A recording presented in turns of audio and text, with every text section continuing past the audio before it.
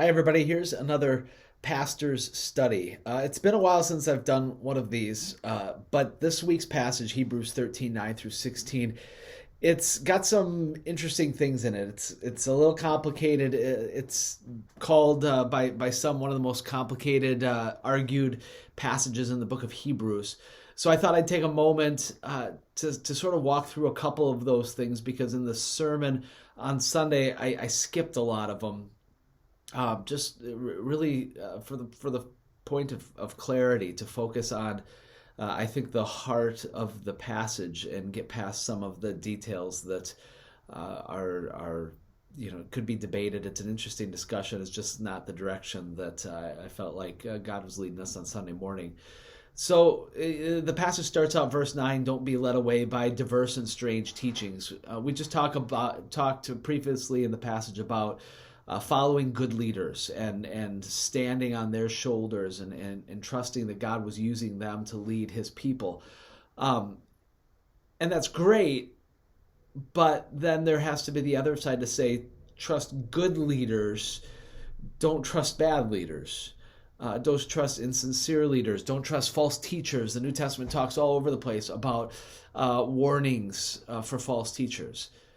And so this passage is saying you're going to have other leaders, teachers that come in. Don't be led away by strange teachings. Don't be led away by new things that maybe are exciting or are different or something that you want when they get away from the core of what we believe of God's word. There's a strong reference here to food.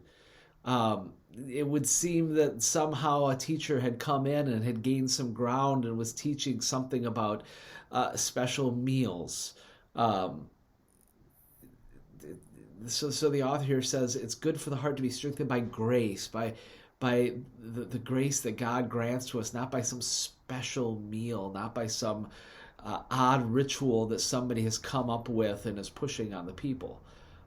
Focus, lock in on God's word and what it teaches. Don't let ourselves get confused by other things that we've sort of made up. In the sermon, I reference, in a way, tradition.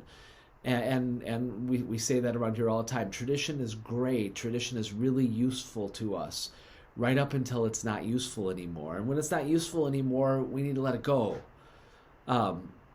We don't let go of tradition just for the sake of something new. We let go of tradition when it ceases to serve the purpose that God puts us here.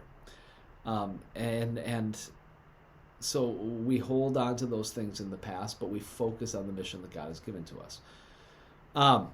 Verse 10, we have an altar from which those who serve the tent have no right to eat. There's some reason to believe in first century literature that Christians were criticized because they didn't have those things that everybody else had. In fact, I think I referenced it in a sermon a month or two ago. An early church father tells a story of somebody coming into the church and claiming that Christians were actually a gathering of atheists because they had none of the normal workings of religion. They gathered in houses. They had lunch together. They didn't have temples, and they didn't have forms of worship like every other religion. And so here I think the author's referencing that, saying they have their altar in their temple. We don't have an altar in front of us, but we have a spiritual altar that is so significant that they have no right to even be anywhere near it. Just like there would be a holy place that Gentiles wouldn't be allowed for Jews, they have no place in this holy, godly place of worship that we as Christians have. So then verses 11 through 11 and 12 in particular starts having this weird conversation about animals' blood being shed and then burned outside the camp. It seems to be a reference to the annual sacrifice of atonement, where the animal would be sacrificed in the temple, but then the body would be, instead of burned on the altar, it would be completely burned outside of the camp. And then there's this reference to Jesus being outside the gate when he was sacrificed, and and we should, in verse 13, let us go to him outside the camp. It seems to be, and there's a lot of discussion over this, it seems to be that there's a reference that's happening here that we just don't have 2,000 years now after this was written. We don't precisely understand what the author's getting at. He's talking about something specific, it would seem. There's a point of reference that we're missing. There's a lot of debate over what that could be and what that could look like. I think one thing that's worth recognizing is this idea of inside the camp and outside the camp being, being part of the group and being rejected by the group.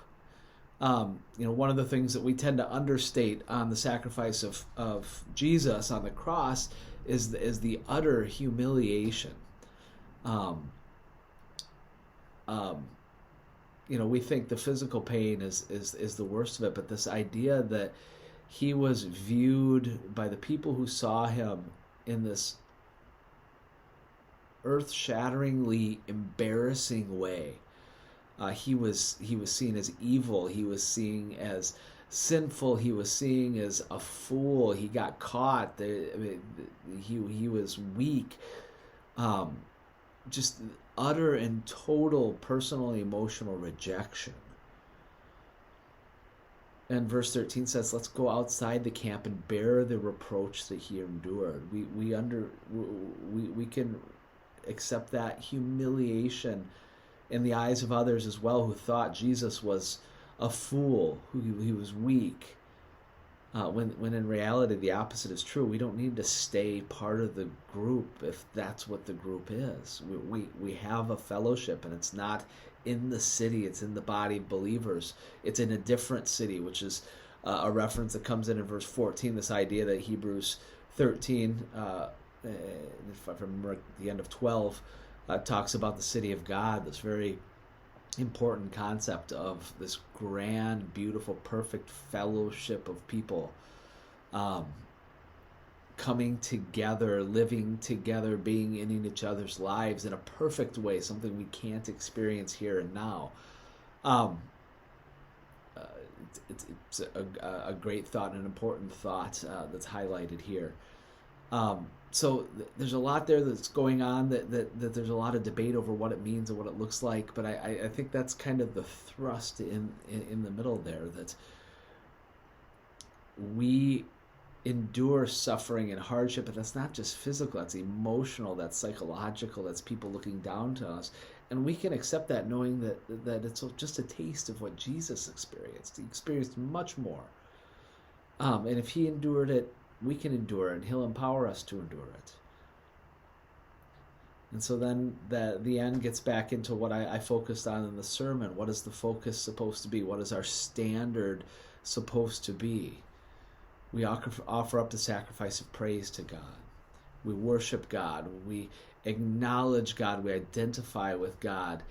And in doing so, we don't neglect to do the good for others, to share about the love of Jesus with the people around us, to take care of their needs. That's what we're called to do, to love our neighbor as ourself. That's why we're here. That's why we exist.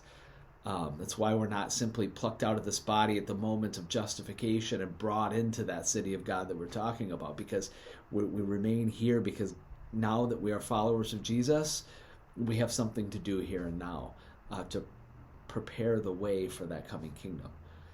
So that's the passage. I hope that's useful. I hope it's encouraging. It's one of those things where there's a lot of questions, but at the heart of the questions that we may have, we can see a really challenging call to keep our lives centered on God. Thanks so much. God bless.